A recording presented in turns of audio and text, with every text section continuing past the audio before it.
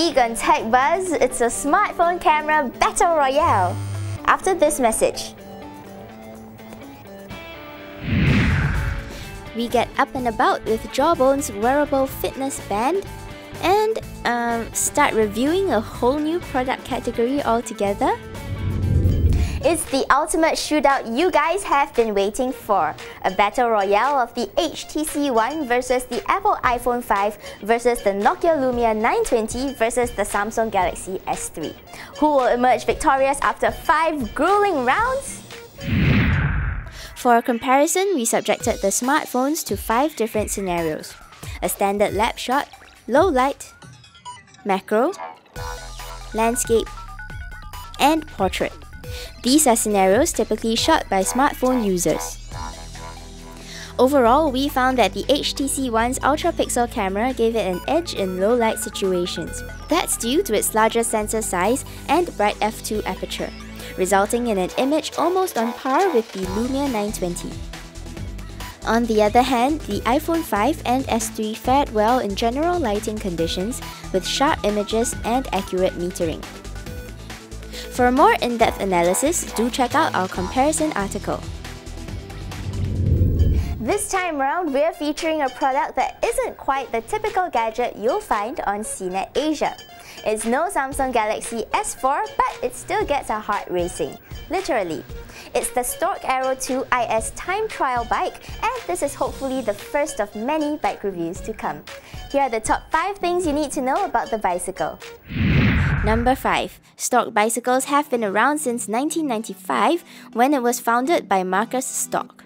Stork bikes are known for their simple designs and stiff but light frames. The model we have here is the Aero 2 IS time trial bike. Number 4. With the frame, seat post, and handlebar weighing a mere 2.6 kilograms, this bike is probably the lightest we've tried so far. Altogether, the complete bike weighs 7.7 kilograms. Number 3. Although it looks like the bike has no brakes, they are actually hidden inside the frame to improve aerodynamics. Number 2. As it's aerodynamically built and light, our rider Aaron reached maximum speeds of up to 50 kilometers per hour on the bike. And number 1. The Aero 2 IS costs a staggering 22,000 Singapore dollars. If you're going to get just the frame, it'll be a lot cheaper at almost 13,000 Singapore dollars. For a more in-depth review, head on over to our website. The Jawbone Up Fitness wristband has finally been launched in Asia. With an April availability date, we take a closer look at the Nike Plus Fuel Band competitor. If you've been keeping track of the wearable fitness tech trend, then you've probably heard of the Jawbone Up. Otherwise, you're probably more familiar with Jawbone as the company behind portable speakers and Bluetooth headsets. We caught up with Jawbone's spokesperson to find out whether the Up represents a shift in direction for the company. If we look at miniaturization and being able to create very small and very powerful constructions, electronic constructions, and even in our headsets here we have a curved circuit board, and the knowledge in putting that together obviously was very good to have when creating this kind of product. So we have a lot of background that we've been able to also reuse when we created the new Jawbone Up. In the US, the Up costs about $20 less than the Nike Plus Fuel Band. Yet the Up gives you more bang for your buck. For example, besides tracking your active time, the Up is also able to vibrate when you've been idle for too long. And at night, you wear it to sleep to monitor your sleep quality. You can log workouts to see how many calories you've burned, and even record all your meals to monitor your daily intake.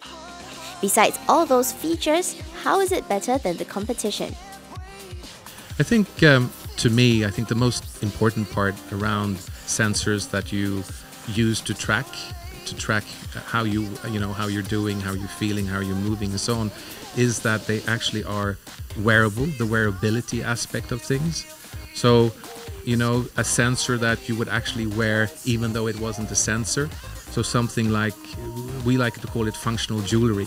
So something that disappears into your life and you don't have to think about it. You wear it 24/7, you wear it in the shower, you wear it all the time, and it just amasses and gathers data. To me, that's very, very important part. The other part is something we call insights, that we want to make sure that all the data that's gathered, that it actually can be fed back to the end user in such a way that the user gets to learn maybe things that the user didn't know about himself, that will help him change his behaviors and become a better, healthier person, really.